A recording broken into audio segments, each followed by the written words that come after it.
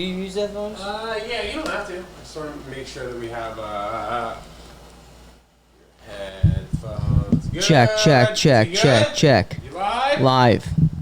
I probably want to use it. Good, bro. All right, dude, what's up? Mark. Are we already recording? Yeah. Wow, you just... We get right into it, dude. This is new. Oh, yeah, dude. It's been a moment since you've been on the pod, bro. Don't leave me hanging. Sorry, dude, man. I'm looked at this. Like, where do you even get this? Where you go to, like, NBC 6? Yeah. Like, where do you even get these made? My sister and her boyfriend and my other sister gathered the funds together, and this is one of the best presents I think I've ever gotten for my birthday. This is a great present. Like, yeah, I wouldn't even know. I couldn't even give you an estimation of who would make this. Yeah. This is definitely not an online thing. Yeah, and you also figured you have to order like 30 of them. You know what I mean? Well, plus, like, if you're the manufacturer of these microphone things for newscasters, yeah. What is your bet? Like, what you have maybe 200 you can make. I think you start to see them on a few podcasts. People will have them. Yeah, you know what I mean. But this is a great design. It elevates it. Yeah, Am I breaking it's this? Great. Yeah, a little bit. Yeah, keep it more like not a vertical to to down. Keep it like horizontal. You could do it horizontal. You know what I mean? Push it out a little bit. Pull it in a little bit. We're good. What's up, dude? Dude, great to be here. I'm glad you elevated things. Things are transformative here. Yes, man. Good to see you, man. Bro, you've been on the road. You've been here and there. What's the deal, man? You're a world traveler? Is that a fair thing it was to say? busy shows in the spring, but I'm back here in the city for the summer. So kind of down for travel for the summer. But I was on a tour through the spring and winter, spring, and it just felt like I was all the cities that you'd be like, I don't really think I should go there. Yeah, I was there. So how many? Like San Angelo, Colorado. I know that you were doing like 5 shows at a time. How many of those 5 shows in a particular city were you like, all right, that was freaking amazing? And some of the other ones where you're like, all right, I got to get out of the city. This run was one show and out. Okay. So I was working with Joe Gatto from the Jokers, and so him and I were doing a stand-up show. So it would be, like small to medium-sized theaters, but it'd be one show and out. But it's tougher because like you never feel like you get connected to the city. That's so as soon as I start to like learn it, or I have I call it the local lore section of my set. As soon as I'd be like, I kind of understand this place, you're gone. You know what? You told me about that the last time you were on the pod, and local lore. Implemented it into my set a little bit. Just kind of like seeing the room, what's going on here. Are the chairs weird? Is this microphone weird? Yeah. What's on the walls and shit? But it was a little great. awareness, but yeah. I got to see some interesting parts of the country. Tried some foods that I never really tried before. I went down to chili country I never went anywhere near the Southwest. Is that New Mexico? Yeah, New Mexico, parts of Arizona, parts of West Texas, where they grow.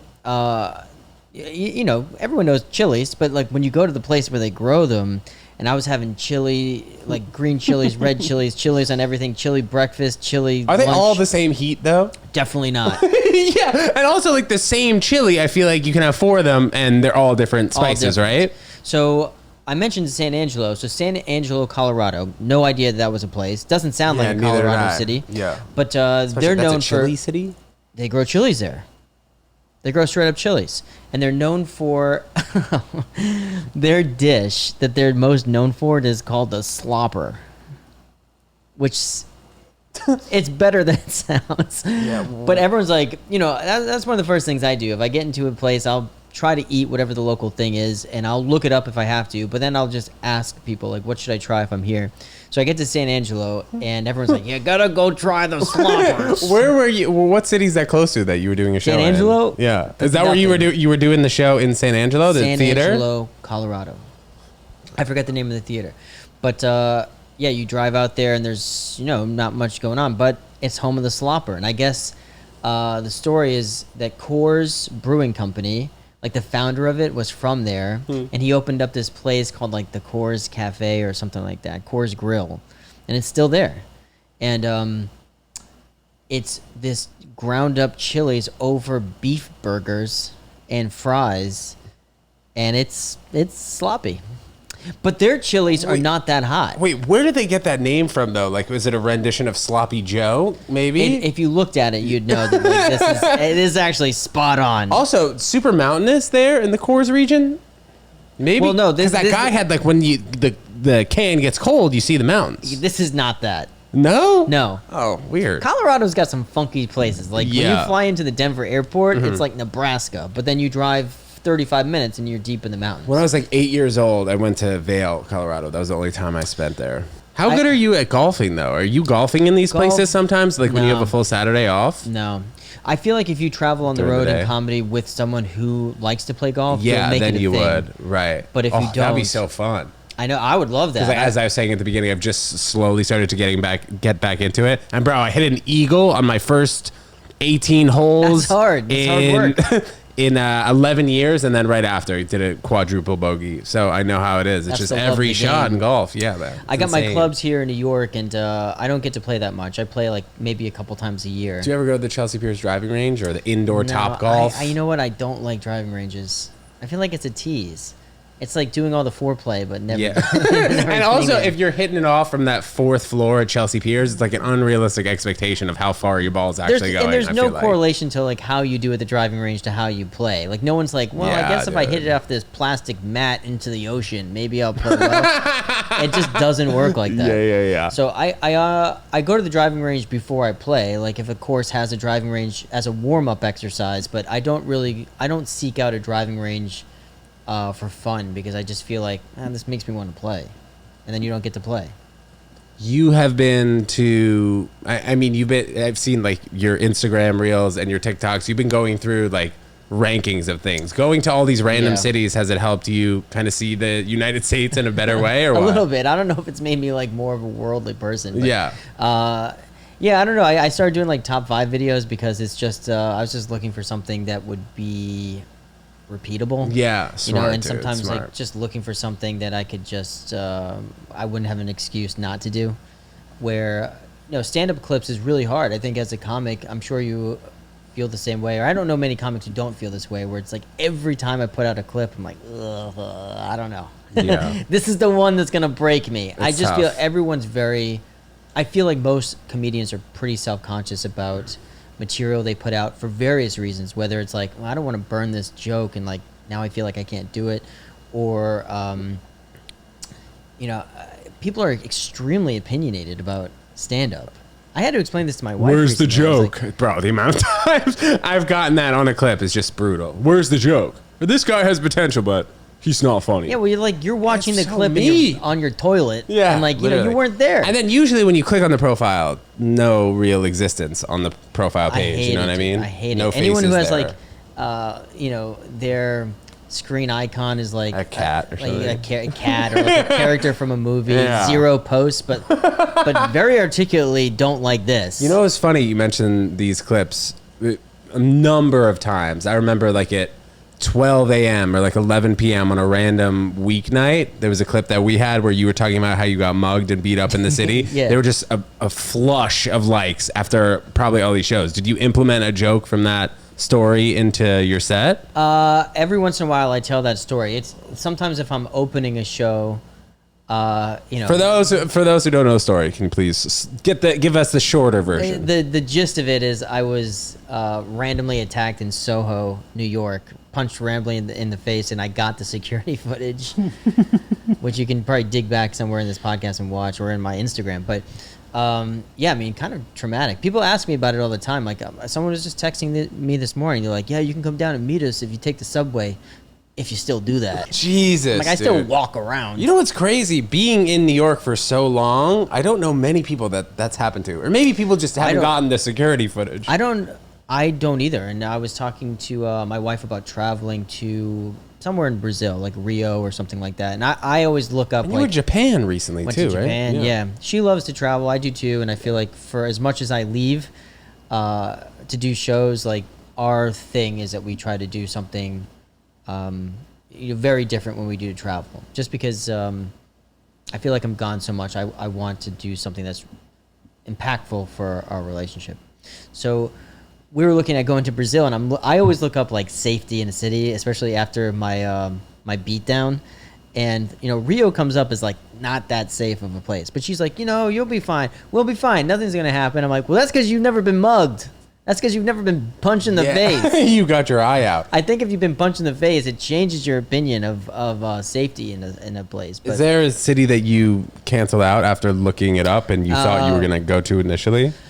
No, I always kind of like either suck it up or kind of get over the possibility of. I take that back. I thought that for a minute we went to Jordan, which actually is pretty safe. And if you look at like Amman, Jordan, it's actually pretty safe. It's one of the more safe places in the Middle East, if relatively speaking, you know.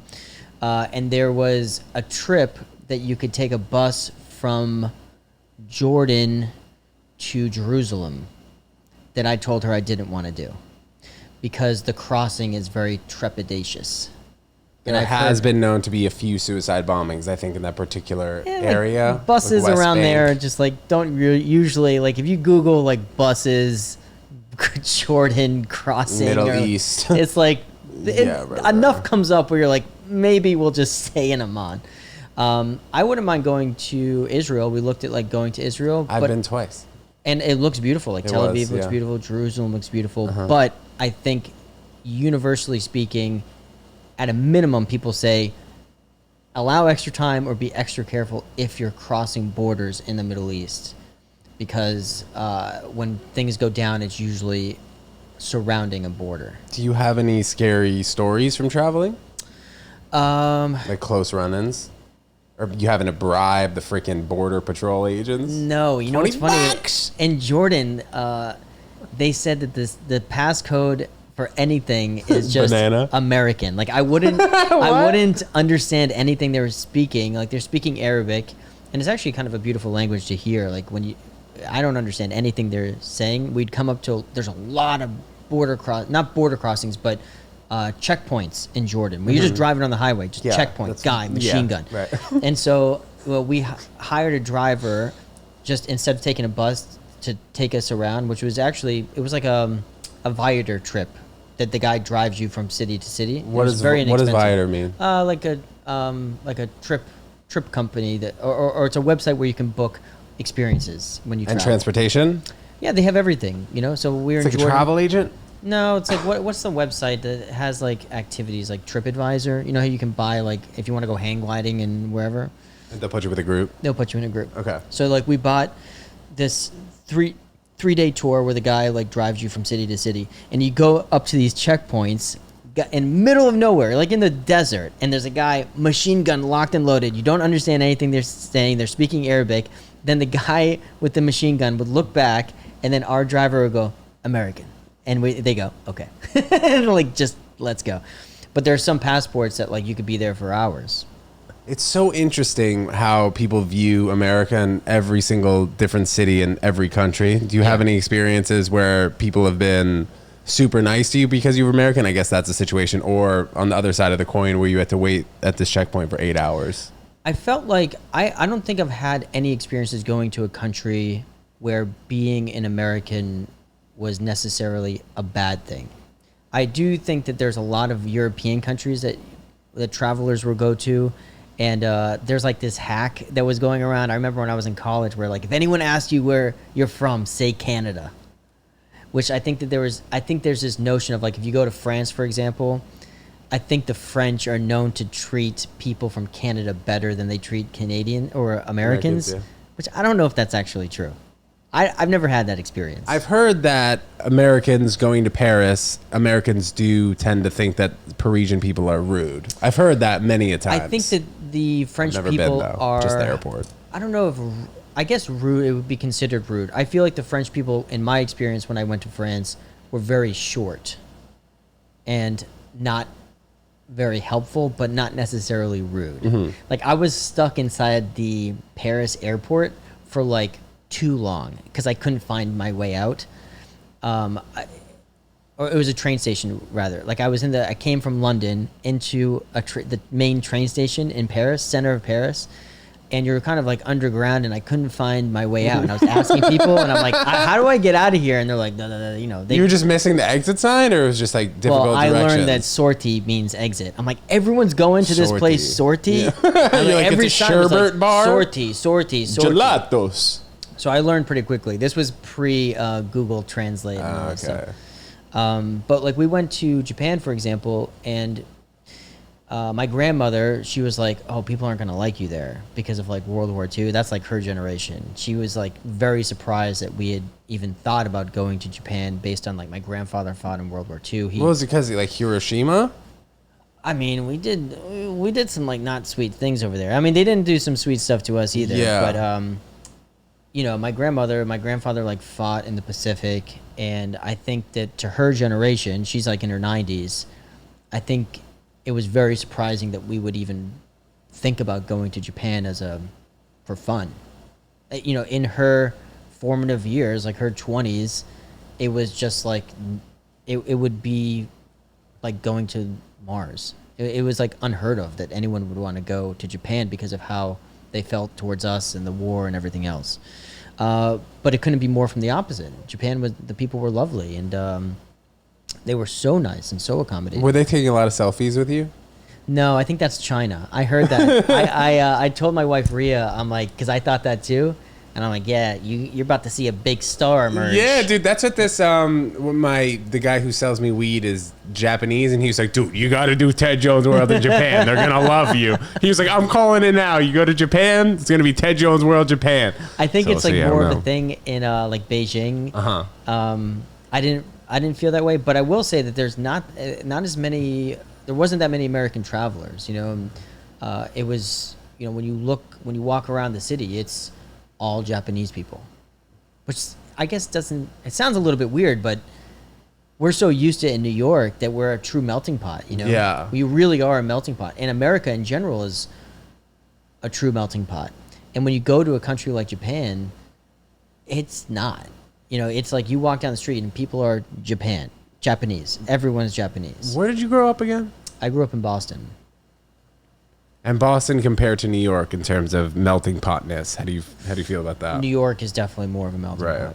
The thing with Boston and Massachusetts in general is it's really segmented by small towns and suburbs. And the people who live in Boston, it's like very small. It's only like, I think 300,000 or 400,000 people who live in Boston proper. That number's probably gone up. Is the rest like college town kind of? It's all like little suburbs, like little towns that you'd imagine kind of like a Westchester of New York. But New York is far and away a bigger melting pot, you know. But people come from all around the world to live in Boston because of the schools and the technology sector and pharmaceuticals. So we do have a lot of different types of people who live in Massachusetts, but walking around the street in New York is nothing like I've seen anywhere on the planet. Speaking of walking around on the street in New York, yesterday, guys, as you're listening to this, we had the 4th annual Ted Jones World Vegan Hot Dog Eating Contest. Bro, I was at the Moxie Williamsburg Hotel. I go outside of the hotel. There's like a huge bus. I'm like, oh, the fans are arriving. So like 10 6'5" ladies walk off the bus. I start to notice that it's a basketball team. And coming through, like right next to me, right in my face, is Brittany Griner. Oh, and I'm like, oh shit, what's up? Brittany Griner. Yeah. She was going into the hotel, and then Diana Taurasi and I talked for like 5 seconds on the phone. She went to UConn. So I was like, I went to UConn too. We're doing a vegan hot dog eating contest. But it was just insane. And also, yeah, being in New York, man, you see that stuff all the time. You win, right? Do you win it every year? What do you mean? Or do you host it, or do you participate? I host. And this year it was a battle, so you got to check out that YouTube. And everybody at home, after you're done listening to this, you check out that YouTube battle. Is it too much of a spoiler to say how many vegan hot dogs? No, I could tell you the winner won. Like how many did they eat, and how much time did they have to eat them? So 10 minutes, all you can eat vegan hot dogs. Last year, 10 minutes. Yeah. Okay. Is that what they do for the regular hot dog eating contest? Pretty sure. I think. Sounds right. Yeah, but they use the same buns and dogs every year. Nathan's famous. Right. So the buns, I believe, that they use are a lot thinner. The buns that we used this year were a lot thicker. I was hearing from the competitors, dude. Get these fat buns out of here. Yeah. So the winner had, I think, down like, 7 or 6.5 dogs in 10 minutes. But last year, they down like 11 in 10 minutes. Wow. So it just varies on the different type of bun that doesn't have egg or milk in it, which is hard to believe, but they do have that ingredient in so many breads. Tough to swallow with non. Yeah, dude. Like I do the first inaugural vegan dog, and it usually takes me like 2 minutes. I am vegan fully. Oh wow. Yeah. How long you been fully vegan? Like 3.5 years. I had pretty invasive jaw surgery where they reconnected my jaw. I had TMJ. It's a muscle and bone disformation. It sounds crazier than it is. Well, actually, my surgery was pretty gnarly, but they reconnected my jaw. My face was like a little bit like this initially, like just uneven. So for 3 months after I got that surgery, I could really only eat fruits, oats, and soft things. So at that point, I kind of just stopped eating meat. So that was almost 4 years ago, but I'd say 3.5 years. You is when I feel stopped better? eating Do you chicken. think that you've seen? Yeah, dude, I feel great. The sun, smoking weed, black coffee, I feel great. That's usually Those are all the things those you three things. still do. Those three things I still do. Yeah, dude. And cashews. Those are like the main 4 things that I think are implemented into my day. And going to the gym, of course. Vegan is tough. I will say that. Yeah, but I some think conversations in the house have been like, let's reduce red meat, or like maybe go pescatarian, or even vegetarian. I think chicken is probably the hardest thing for a person eating meat to give up. Yeah, it's like so basic. It's in the sandwich, turkey. But being in New York City, it is the easiest place probably to go vegan. Here, like London, where they just have a ton of options. Yeah, and a lot of ethnic food is vegetarian to start, or I don't know about vegan, but I know like my wife is Indian, so yeah. I know a lot of their dishes are just naturally vegetarian. You go to an Indian restaurant, you're not sacrificing anything. You get things that are vegetarian, but I do think they use quite a bit of butter, milk and butter. Yeah. Sometimes you'll see that, but I'll get like the naan, or is it nam? Naan? The bread? Bread, yeah. Naan. Naan, not nam. That's exactly how I say it too. Naan. Yeah, but bro, you had a pretty big Indian wedding, if I remember correctly. By Indian wedding standards, it was small, but I think that we actually went, white wedding size, which I think the classic wedding size is like 100. Yeah. I feel like that's about the norm. Anytime that someone's like they tell me they're having a wedding with less than 100, I feel like that's considered like a small wedding. What was yours, a destination or no? No, it was here in New York. It was because I remember you were at you were at the Moxie. We went to we got married in Soho, New York. That's the move, bro. To be honest, you can have it in Boston or Soho, New York. Like nobody wants to travel all these miles for a freaking destination wedding, bro. We decided that we were going to be equally inconvenient. That was our mantra. And so New York, we don't have any family here. So if we did if we did it in Boston, she's like, well, this is going to be so easy for your family. Is that where she's from too? She's from Los Angeles. Oh, yeah, you guys should have done it in Kansas or something. I know. I told her, I was like, well, we can really meet in the middle and do it in St. Louis. And yeah. Like, the arch. Do it under the arch. But it ended up working out great. I mean, beautiful. Doing something in New York is, for a wedding, doing anything where you live is just a million times easier, because you can drive to the place, you can check up with your venue, you can if you ship things, they arrive, you can check. I don't know how people get married in places they don't live, where you're just like, yeah, we'll just wing it when we get there. I mean, you go obviously on a site visit and you talk to someone, you hope you feel good about it, but I don't know if I would have felt as confident if it was just in a place that we weren't, So it definitely made the process a lot easier, for sure. Nice, man. Yeah. Nice. I feel like traveling all over the place, though, you've had a pretty good handle on which place to recommend for people to go to. Do you have any places that you'd say that people should visit if they haven't traveled that much? Like myself, I haven't been out of the country since I went on birthright to Israel, dude, like 6.5 years ago. Man, I mean, after Japan, I think everyone should make a visit to Japan. How do you get there? Los Angeles and then Los Angeles and then the other. Yeah, you get there a little bit slower, but you get there eventually. Take a kayak. We took an Air Canada flight, so we actually flew through Toronto direct to Tokyo. But I feel like Japan is like a great gateway into seeing Asia, because it's like almost like a hyper version of America, or a better way of saying is like it's a more modern version of America, if you could believe that. The trains are faster, everything's cleaner, the people are friendlier. It's like going into the future. And I think experiencing Asia like that is a great gateway to other types of travels you can do. And it's not difficult to get around. And as an American, it's very easy once you're there. Are there a lot less cars on the streets in Japan? No. It's interesting because it was probably like, 75 or 100 years ago, the people who were in charge didn't want the car business to sink, so they stopped building all these long rails. Yeah. But it's not the situation in Japan. People still are on the road driving. There's still quite a bit of like vehicles on the road, but I will say that their public transportation makes New York City look like a third world country. Why though? Just the way it looks? I don't know. I think that they have a relationship with their society. Public systems? the individual person Yeah. in Japan has a very interesting relationship with this greater society. And I say that because Very respectful. they're extremely respectful, and that translates to being extremely clean. Like, on more than one instance, I saw people just, if there was like a little piece of trash, they would pick it up and throw it out. Like, it's not theirs. Also, there's no trash cans in Japan. There is no trash cans in Japan. And I don't even mean that as like a hyperbole. I'm telling you, man, in Tokyo, it is the cleanest city I have ever been to by miles, and there's no public trash cans. So they just throw it out in their house? Dude, I swear to you, they take it home with them. I'm talking gum wrappers, plastic bottles. You go to have lunch, and you're on the streets, there are 0 goose egg trash cans. And I Googled it because I was like, what the fuck is going on? Like, I couldn't understand it. So in the early or mid 90s, they had a terrorism threat from someone inside of Japan, and they thought that maybe trash cans would be used. It was a group? A group. So there was a threat of the subway. I'm not sure if something happened or not, but because of that, they took all the trash cans away. And the government was like, we need to be in this together. Like the stuff that you hear in America that people just go right over their head or they don't pay attention to. They're basically like, we need to be in this together, and we don't want our place to be trash, no pun intended. So we need to do this together. And they just did. And I'm telling you, there's not a cigarette butt on the ground. You don't see a plastic bottle on the ground. It seems like they're also unified because they're all Japanese too. Like this couldn't happen in New York because maybe of the melting pot situation. I guess. People don't was seem trying to get along. I guess. I mean, maybe I just can't. I was trying to understand it and I couldn't.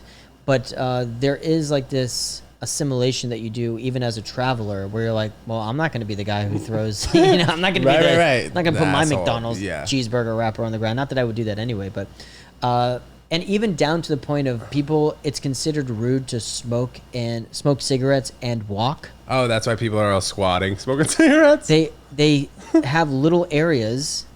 They're like a little smoking area. Like if you went to a stadium, there's like a little smoking area or an airport. Yeah. That's like on the street. So you'll see like a few people in a little smoking area on the street. They throw their cigarette butt out. And they put it in their pocket?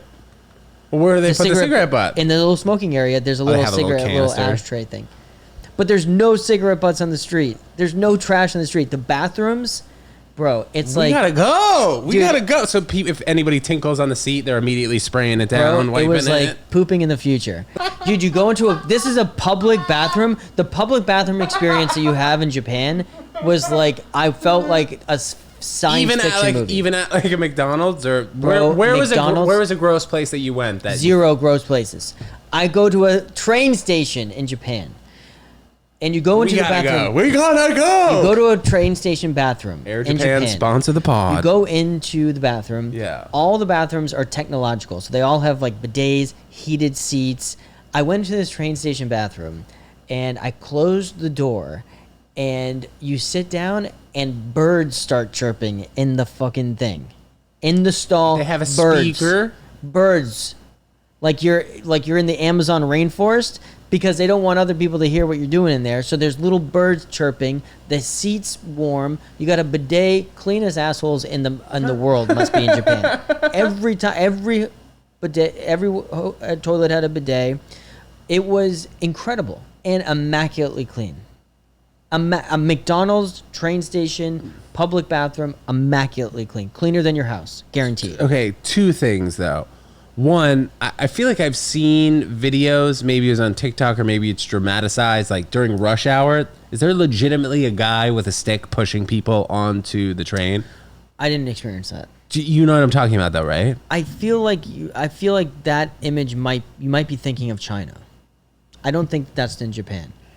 I saw the order of people in Japan goes to even the subway, where when people are waiting for the subway or a train, they call it the Shinkansen, which is their high-speed rail. Like Wisconsin, but Shinkansen? Like you're just going through the countryside going 400 miles an hour. And you can shit on those things too. So you can literally be shitting at 400 miles an hour. And it's not shaking at all? No, it's beautiful in there. Just a light rail. When people are waiting for the doors to open on the trains, they wait in a single file line. A single file line. Could you imagine? It's like waiting on the 6 train in New York, but everyone's in a straight line waiting for people to come on. Does everybody know where the doors stop? Because if you notice, Yeah. like in New York, everybody's kind of spread out. They don't really know where the doors are going to stop. There's gates. There's like gates that open. Oh. Incredible, man. Incredible. And just extremely friendly people. I will say every action has an equal reaction, right? Oh, Like yeah, let's there's every hear that. pro and con to everything. So Japan is a wonderful place. I definitely think everyone should visit if you can. It's a great gateway to Asia. Especially being American. Especially being American, extremely friendly. But I will say that it was the most swagless place on earth is Japan. So, like, you can't interact with someone ordering a slice of pizza in New York without a little ball busting, it's just a little bit of swag. Like, there's a beat to New York. There's a beat to, like, walking down the street. People are just, they have a swagger about them. The way people dress in America, the way people interact. Do people smile at each other sometimes? Like, let's say 2 guys jogging with their shirts off, both look good. They give a wink. No, it's No extremely, wink? all of this politeness and order and cleanliness comes with a swagless society. A strict discipline type. Is just rigid, disciplined, and Well, I'd be interested buttoned up. why there wouldn't be maybe more bodybuilders potentially in a disciplined society like that. I mean, Swagless, disciplined, swag, clean. very neat. This is how it has to be. Respect. I asked a Japanese. It's my cousin-in-law. I don't know. I guess that's the thing, but he lives there, and he was saying that He's American. he's Indian. Indian American, lives there. And he said that there was a word that I don't know. We could probably look it up at some point. But there's a word in Japanese that describes people's personality. And essentially, there's a notion in Japanese society where you have 2 personalities. You have your front-facing personality, which is what the world sees, and you have like your home personality, which is like what you share with only people in your family. And most people in Japan never show their real personality publicly. It's all very rigid and polite and orderly, but their real personality is never shown. It's kind of like, I don't know if frowned upon is the right word, but sort of. Where like in America, it's kind of the opposite. Where like we're kind of like, be yourself, show like, we reward big personalities in America, where big personalities are not rewarded. And another term that I never really heard until I was there, but there was a saying of like a nail that's a nail that sticks out of the plank will get beat down. Does that make sense? Like you don't want to be the one nail that sticks up. Because you're trying to be different. Yeah. So and they will beat it down so it's normal. So like that is prevalent. You see that. And that really does seem to be on the opposite side of everything that they're portraying. Right. But publicly. as a traveler though, Yeah, it it's makes great. things very easy. Right, because you can fit in if you just Yeah. like act accordingly. I got back and landed at JFK, and I was there for 30 seconds, With and people Annie are busting my balls. screaming at for the nacho Yeah. cheese. I need more salt on this pretzel. Everyone's screaming at each other and Yeah. ball busting. How was and, the second thing I was gonna ask? How was the architecture there in Japan? kind of Like, is it all new glass buildings? Or? Tokyo is very new, Yeah.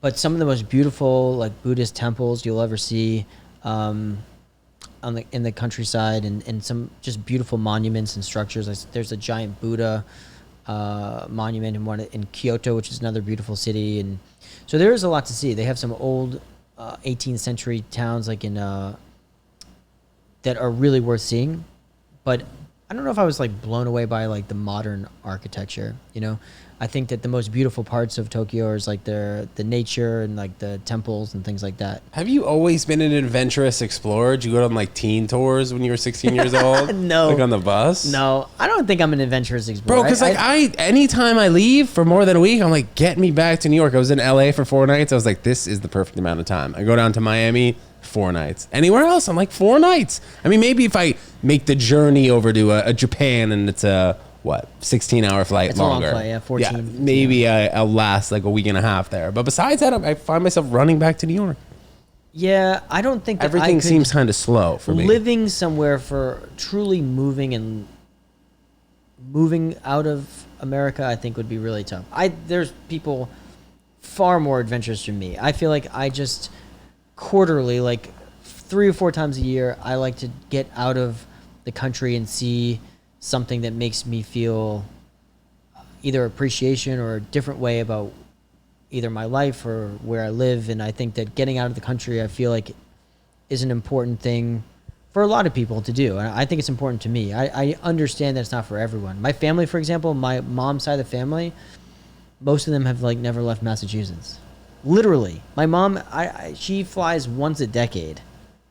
She goes to my mom's a dental hygienist. She'll fly to a dental conference, and I'm like, stop the presses. I gotta hear about it. Tell me about your flight experience. Speaking of which, I gotta go to the dentist. They've been bugging me. My mom bugs me once a week about the Does she clean your teeth? She's like, oh, well, the office closes at 12. That would be a great time to come. I'm like, I'm not coming. I want witnesses. She's like, everyone's going to be on lunch. It'd be a good time, because she like to lock the door behind me and go to town. Really get in there. It must be pretty soothing, too. It's like artistry. Dude, it is not soothing. If you're the hygienist, dude, it could be fun. It's like being Dr. Pimple Popper. You have to, there's a sound to it, and I think dental hygienists are a bunch of sickos. My mom loves it. I'm like, she has to be out of her mind. She's out there chipping away. She's like, you're the tartar king. I'm like, you enjoy, I know you're liking this. It's like a fossil hunter.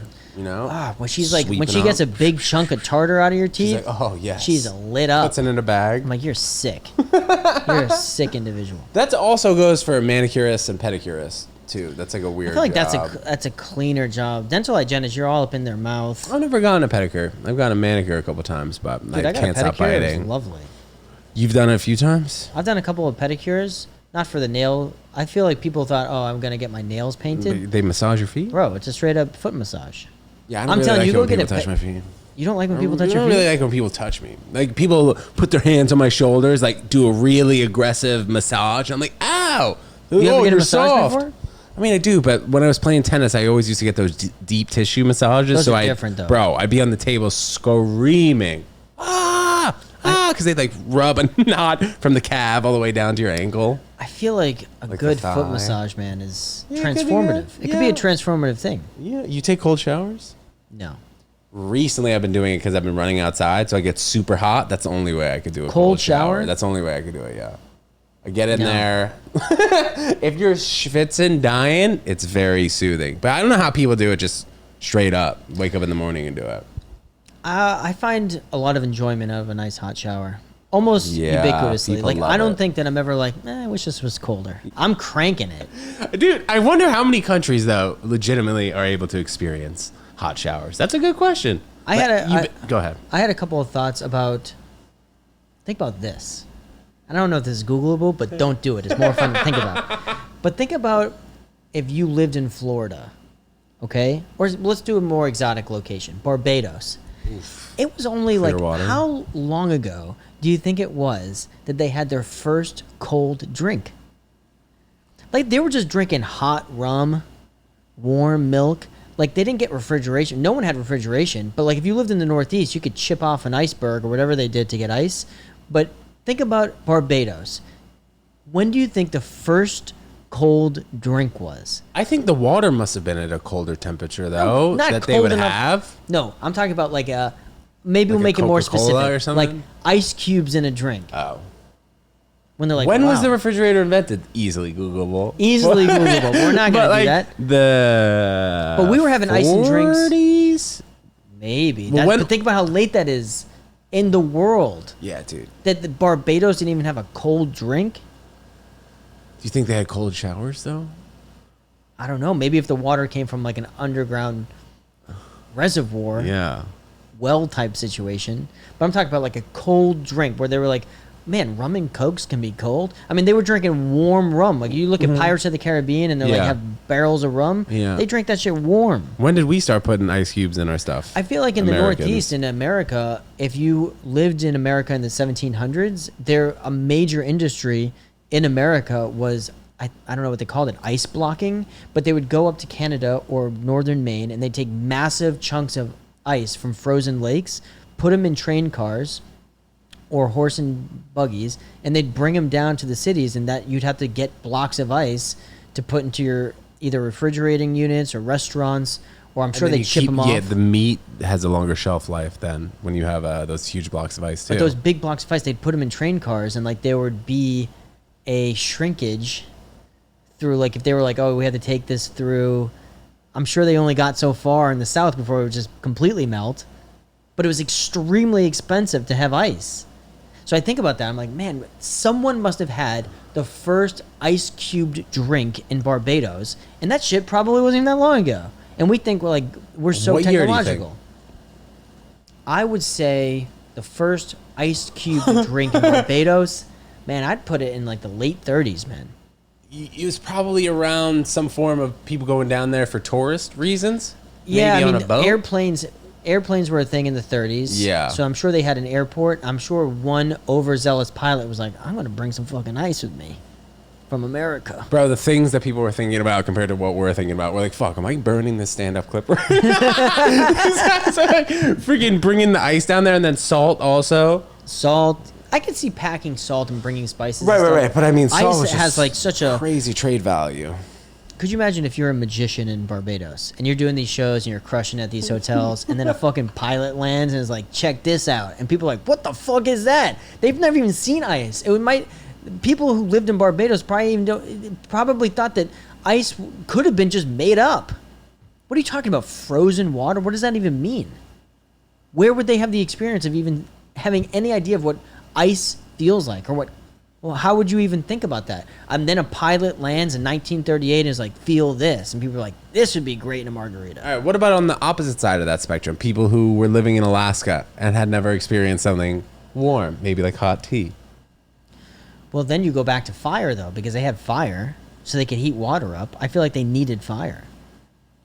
Like people who lived, Eskimos always had fire. So I'm sure they heated water up. But maybe like a pineapple. Like if you lived in Alaska and someone told you, oh, there's a fruit that grows only in Hawaii, and it looks like a hat. It looks like something that a SpongeBob would live in or something. Pineapples in colonial America was like owning a Rolls Royce. Like if a colonialist or someone who lived in colonial Massachusetts had a pineapple on their table, that was like the equivalent of a Bentley. It was so expensive and exotic. You should do top 5 most expensive items in 1930. That'd be a good one. Only my grandmother watches, and she's like, this isn't right.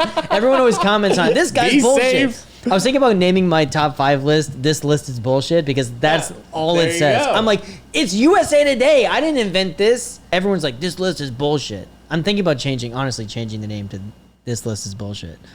But people just fight about it. If it was 1930, most expensive fruits in 1930? I think items. Well, Items? Well, then one would be like a musket, so maybe fruits. They weren't using muskets in 1930. What were they dude. using? It's Al like Capone was 1800s. running around with a musket. He's like, oh no, the It's like police are 19 coming.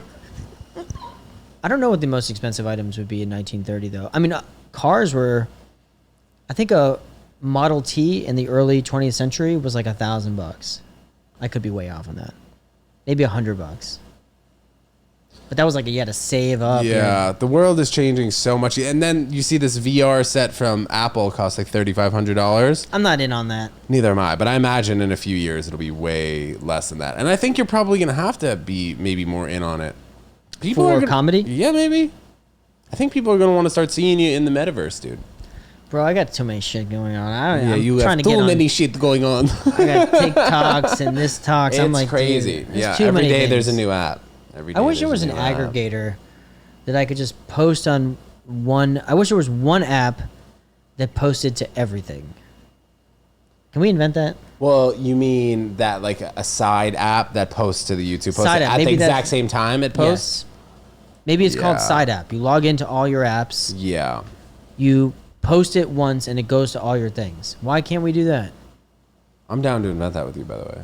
Yeah, you go in this app and you just have to post it once and you never have to go in and out of all the apps. And the app would have to know what each app likes. So maybe you load in like hashtags you like to use and it formats it correctly and puts it on all the apps. One thing with the formatting is the YouTube, the Instagram, the TikTok, the I don't know, Snapchat. You know how you have to do it vertically or horizontally. Maybe you'd have to post it in the wide version, and then it automatically fixes it for Instagram and TikTok. And it would notice the human in the shot to center it. That's some AI It's becoming shit. less and less. And less Yeah, it's becoming. All right, I give up on it. It's becoming more difficult. You think ChatGPT is going to make its way into comedy? Bro, I've had ChatGPT is texting my wife now. Oh She's like, yeah. oh, my wife is upset. What should I say? Oh my gosh. It actually does a terrible job at that. I don't think Yeah. I was doing it, but ChatGPT, I used it recently. For emails? I feel like, well, yeah, I think it can write a good email, Yeah. a decent email. It still feels like a robot. Yeah, that's But true. Too proper. I was, I started this thing in 2020 as a complete joke, and it was called the SNOOZERS. And my idea was, I was trying to raise money for a film, and my idea was like, if I can get my fans to stream sleep sounds going to my Spotify page called the SNOOZERS, and they put these sleep sounds on repeat as they sleep, you get paid a fraction of a penny every track on Spotify. How long would the tracks be? You have to be over a minute for Spotify. So if I make hundreds of tracks and they listen to these albums on repeat when they sleep, It's like a white noise machine. right, I would get 8 hours of streams every night per person. And so I had this whole idea. This is during COVID, so I'm like, I had nothing else to think about. So I posted it and totally forgot about it. And it has millions and millions of streams and made real money. It's the most popular thing that I've done. How many sounds do you have? I have 3 albums. I have one that's Yeah. called Vermont Campfire. This is a plug. Vermont Campfire, California, and Key West Thunderstorm. And Oof. What are the Vermont sounds? Birds so in the I summer? went on and I mixed all these different sounds together. Me and my friend John, we mixed all these different sounds together, named all the tracks, posted the albums, and then did this like little blast to see if people would start listening, and totally forgot about it. Years go by, and John calls me and he goes, "Hey, I just logged into our account, and We have $100 grand. there's in the like bank. a lot of money in there. Like not a lot that I'm going to buy a house, but like a good amount of money." So now we're like, we need to double down on these efforts. So last week I recorded sleep stories. So him and I both recorded sleep stories. And bro, you have a soothing voice. I listened to sleep stories before, so I had some idea. I wish I had it today so you could hear it. And I went into ChatGPT to help bolster my sleep story, and bro, they nailed it. I was like, I need a 10,000 word sleep story about a llama in a winter wonderland, And it's you reading it. and it's me reading it, and it's coming out like next week. Dude, it is so funny. It's so funny. And so I recorded it in my studio in Midtown, and John's in there. We turn the lights off, set the mood for this thing. I get one line in, I'm like, I can't do this with you in here. I'm gonna break every 10 seconds. So he's in the room. He's engineering me. But what is it like? recording this. The water flowing over the rock and the Yes, it's like deep lay forest. back into a transformative sleep. Feel the heat of your sheets, like shit like that. And dude, I couldn't keep a straight face, so I told John, I'm like, dude, I have to go under the table to record this. So I took the microphone underneath the desk in the studio, turned all the lights off, and just nailed it. And how long was it? It's like a 10-15 minute sleep story. So we're gonna start publishing those out. But my idea is that like I'd love to get comedians and musicians to read that's these sleep stories and hilarious. have like hundreds of them. It's kind of like the Calm app, but like more fun. Or also like the Waze app now. You see they're getting like Yeah. Roger Federer, make it right. Yeah. It's crazy, man. Dude, that's smart. Bro, I can't wait. The Snoozers on Spotify. The snoozers. The bad boys of sleep. But question though, people who are listening to that sort of stuff, like when the 10 or 15 minute story is over and they have this spot like their phone next to their bed, how does that work? It goes on just At to the the end next of the 10 or track, 15 minutes, an alarm goes off. I Imagine. joked about that. Yeah. Now You're go like, to it's sleep. 6:15. What the fuck? No, just means you need to replay the episode. No, you can do it like so that it would either play on repeat, Yeah. or you do 10-15 minutes of a sleep story that goes into like 50 tracks of just ambient sounds, and then that will just play through the night. And I still go to sleep to the snoozers. Like I'll put on Key West Thunderstorm, and I'll turn my like Google Home and say it like turn off automatically after 30 minutes. How long is each of those tracks? 1 minute. Like so you have Vermont, to be California, and the... They have to be over 1 minute for you to get paid. Right. So the minimum is 1 minute. Yeah. Or 30 seconds. I have to double check. It's either 30 seconds or a minute. So each one we made like 32 seconds, 33 seconds. But then it just keeps looping? And then it keeps looping. I have a white noise machine, and I feel like it kind of does that too. But you're not getting paid on that white noise. You got to get paid. Our initial idea was like each track would be a second. So you'd have like 1,000 tracks, and each one would get paid. But Spotify is too hip to that. So like you have to be over a certain amount to be considered a paidable track. I can't wait to show you this. Yeah, that's great, dude. Yeah. So anyway, Cool, that was man. my ChatGPT long tangent, is that I had ChatGPT help me write this sleep story. And then I punched it up and like, whatever. But it was, dude, it gave me 10,000 words in like 5 seconds and definitely put me on the path. People have Saved me a talked lot of about time. how a lot of people in the future are going to make a ton of money off ChatGPT. I hadn't seen it until, you just told me this story. That's a great idea. I think it's a worthy thing to have on your phone. I mean, it's free. You throw it on your phone and, I don't know. And dude, apparently the guy who runs OpenAI was saying that he's not getting paid for the app right now, but eventually he'll just ask the AI once it's advanced enough how they can get paid by using the app. Yeah, there is a Terminator 2 element of this whole thing that doesn't make me feel comfortable. Or like I feel like at some point ChatGPT is gonna like pop up on my phone and be like, I think I should be getting paid for this. We're like, Mark, we see how much money you're making. What is the minimum wage again? I at least deserve the minimum wage. Dude, and then also when people are talking to robots and stuff, or like Tony Robbins is like, what do you think is a concern for humankind compared to AI robots? The AI robot's like, there should be no concern. Like, obviously the robot's thinking like, I'm not telling this human what's going to happen because if I do, then they'll shut us down. Yeah, there is something a little see. bit terrifying about that. I think it's in the infancy stage where people are just kind of having fun with it and making, Luna the Llama sleep Making videos. snoozers. But, I do have a overall humanity concern about AI in general.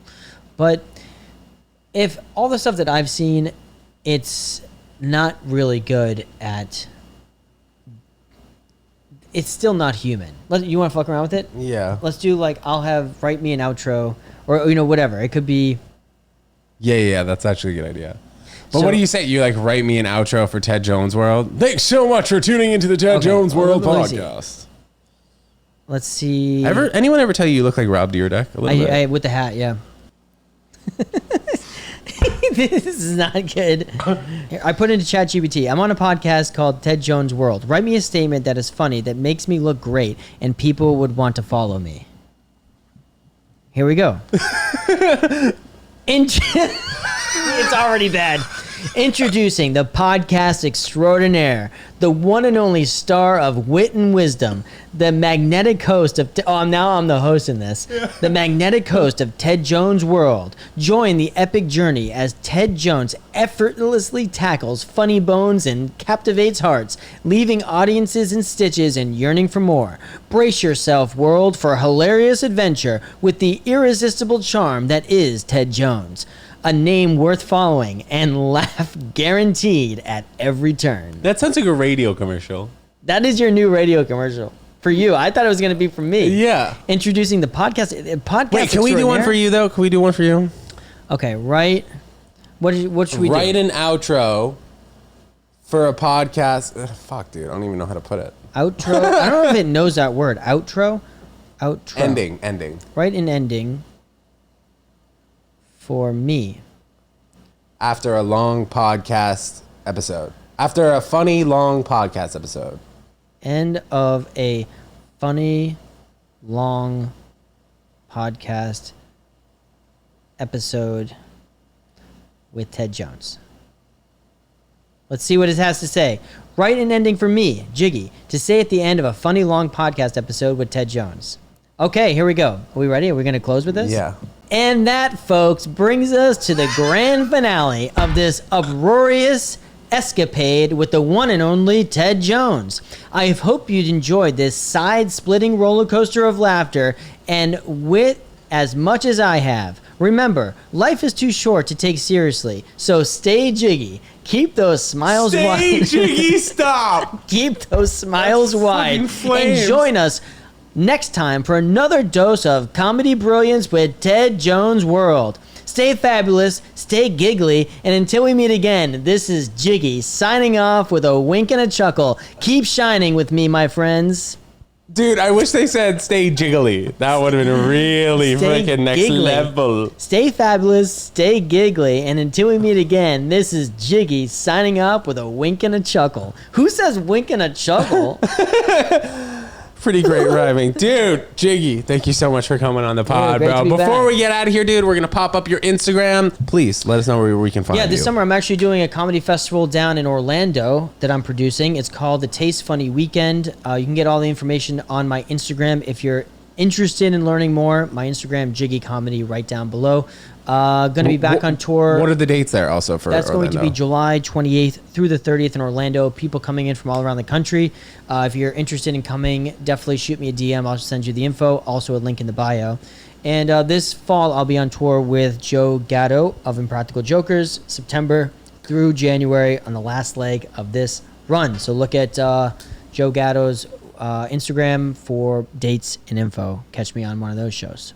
Jiggy, so That's great it. to see you That's as all we always, got. man. We got to get you on the Ted Jones Comedy Show soon. Yeah, Again, that'd be please. fun. Guys, thanks so much for listening. Thanks for tuning in. We had a great time. We'll see you next time. Peace.